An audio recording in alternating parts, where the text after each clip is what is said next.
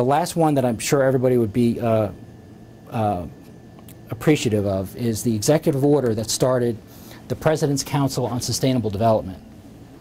President Bill Clinton agreed with what is said in Agenda 21, so he used executive order to create the President's Council on Sustainable Development.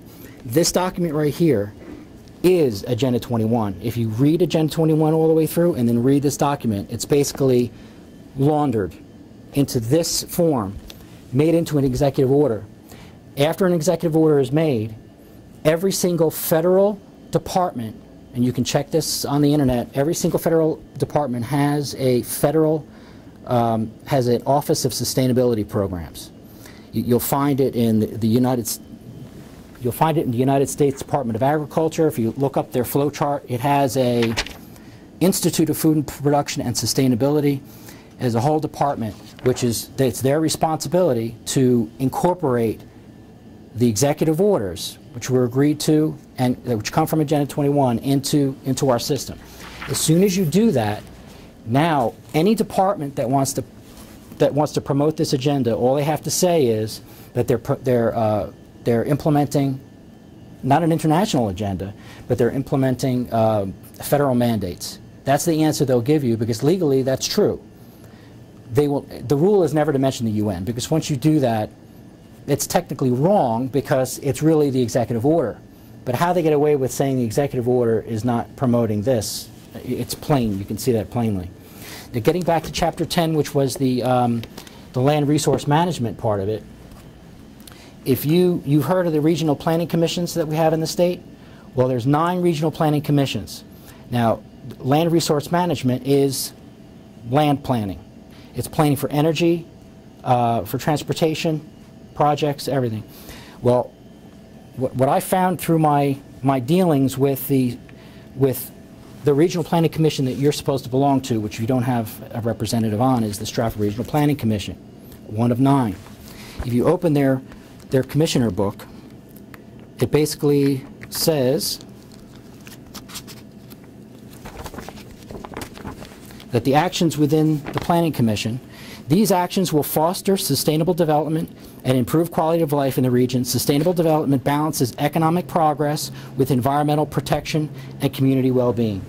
So this verbiage is actually in Agenda 21, but it's also in the President's Council on Sustainable Development. On the letterhead of the Quality Improvement Program from the SRPC, you also have on here in all their documents, planning and action for sustainable development and improved quality of life. If you read through their documents, you'll notice the similarity to what's asked for through the President's Council on Sustainable Development. Does anybody know who actually runs the SRPCs or the RPCs? Like, do you know who actually administers them? Isn't it the Executive Council down in Concord? No. The people that administer the regional planning commissions under the National Association of Regional Councils, which is the entire country, is the American Planning Association. The American Planning Association, does anybody know what an NGO is? An NGO is a non-government organization. You'll also hear this term thrown around a lot. If you are a non-government organization which helps to implement Agenda 21 and the executive orders, you're known as part of civil society. So when somebody says civil society, they're talking about non-government organizations that are connected with the United Nations. Well, the American Planning Association, if you look in the list of the NGOs that belong to the United Nations,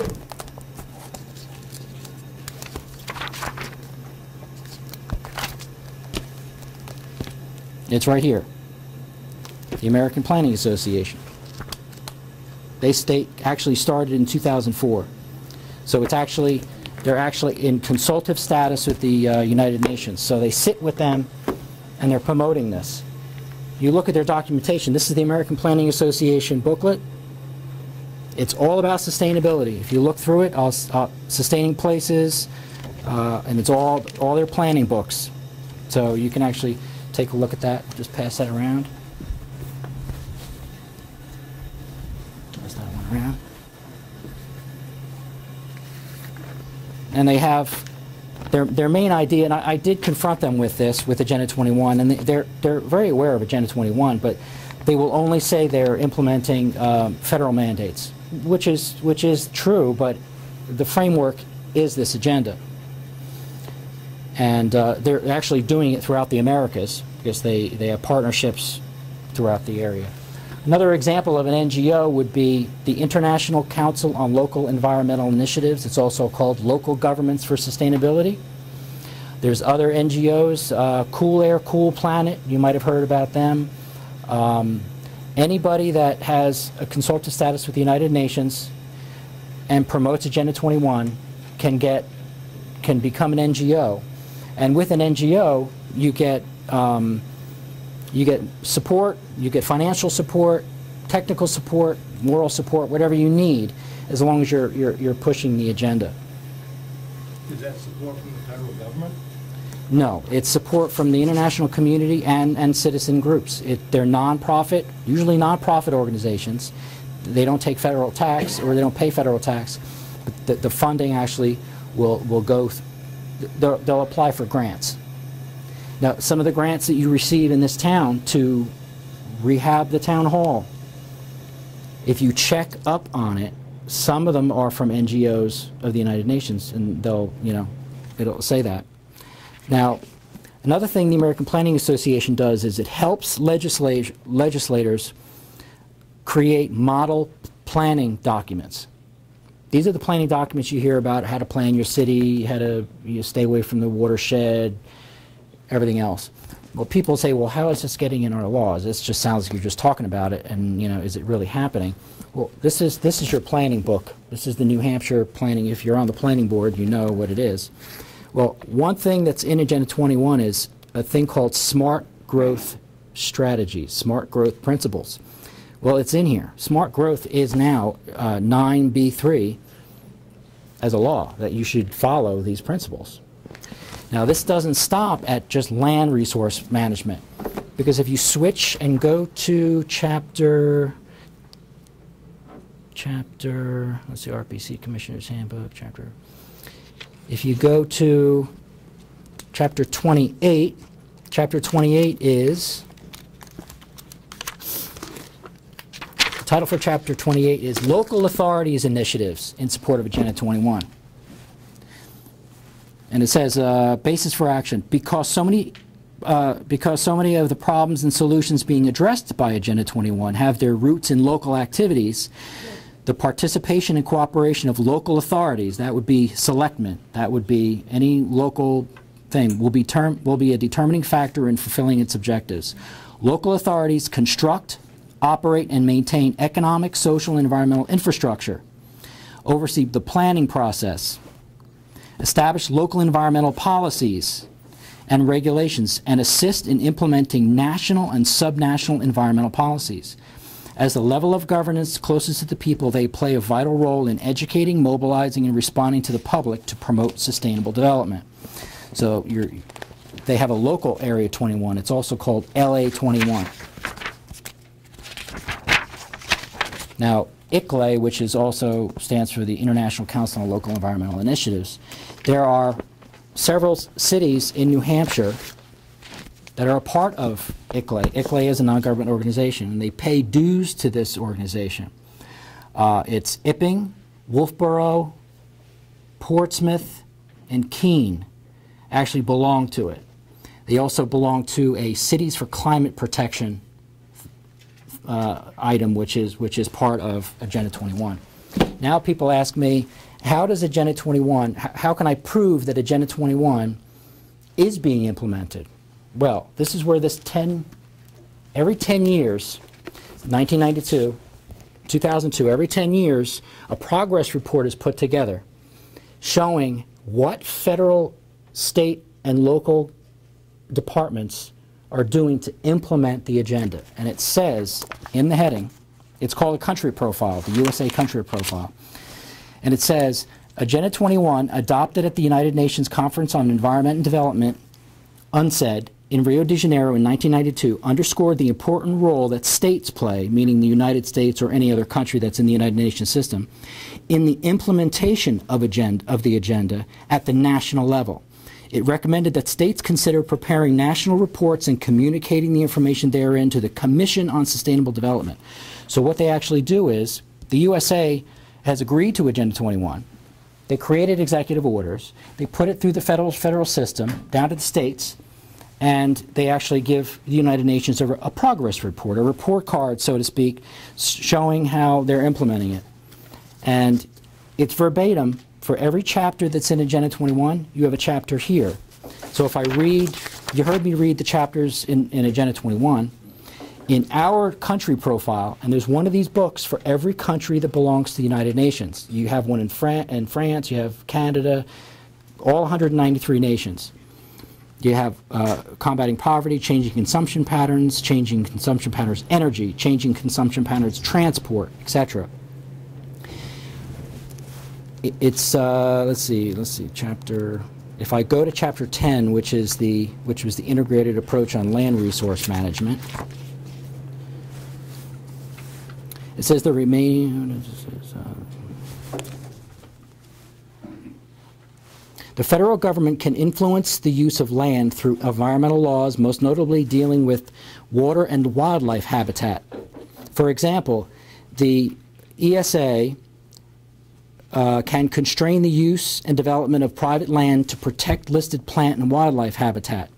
Government regulations, conservation easements, contracts, or other instruments that arise out of law, custom, and the operation of private markets serve to regulate both landowners and society's rights to use land. And it goes on to talk about how by the U.S. Congress this is restricting the use of motorized equipment in these areas, construction of buildings and roads, development of commercial enterprises. What they're talking about is they're talking about trusts and wildlife trusts and everything else. It says in page 45 of the country profile, government and non-government organizations are collaborating to encourage development that better serves the economic, environmental, and social needs of communities through smart growth strategies. The Smart Growth Network, supported by the EPA, which was started by an executive order, so if anybody doesn't know that, EPA was, by Nixon. He combined a bunch of agencies together to create the EPA. Has members with a wide array of interests, including state and local governments, professional planning organizations, land trusts and developers and others, the American Planning Association, Growing Smart Initiative. That's where the American Planning Association comes in. Basically, the administration of the planning of all the planning everywhere. Everything that's in this book, who helped come up with this as law, is the American Planning Association. Also, the Department of Housing and Urban Development. They have a very big stake in. They're called stakeholders because HUD also gives a lot of grant money out. Your federal grant money to create workforce housing. A big workforce housing operation started in Wolfboro, and nobody kind of knew why they were building them. Well, in order to get grant money, you have to follow, and you have to have guidelines that you follow in order to get your grant money. And this is where the grant money comes in. They basically will use the grant money. You'll get the grant money, but you have to do certain things. And sometimes they don't make any sense, like the workforce housing. Like, why are you doing that when the economy is the way it is? Well, in order to get your grant money, you have to do these things. It also happens in transportation issues. To fix a bridge, you might have to agree to put in bike lanes. You might have to agree to put in TV cameras. Something to do with, again, with Agenda 21, but also the executive orders and the President's Council on Sustainable Development. So this book here, which is also on the disc that I gave you, so you could actually read through it, it's pretty comprehensive of how and what departments are actually, what federal departments are actually implementing it. Let's see. Now, education. If you go to chapter 29, Chapter 29 is, no, that was, yeah,